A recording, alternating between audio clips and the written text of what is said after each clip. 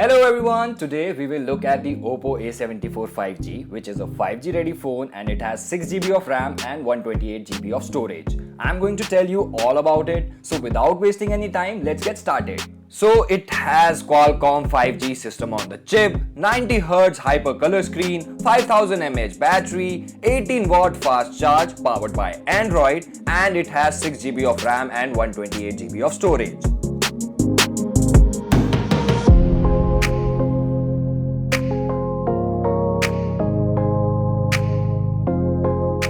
It has 6.49-inch Full HD Plus punch-hole display with 2400 by 1080 pixels, larger screen-to-body ratio of 90.5% and side fingerprint sensor.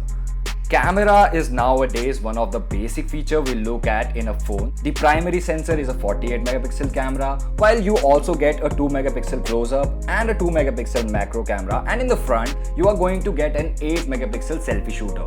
Coming to its processor, it has a Qualcomm Snapdragon 480, which you may think is Snapdragon's 400 series processor, but let me tell you, it is actually equivalent to Snapdragon 600 series, which is quite good.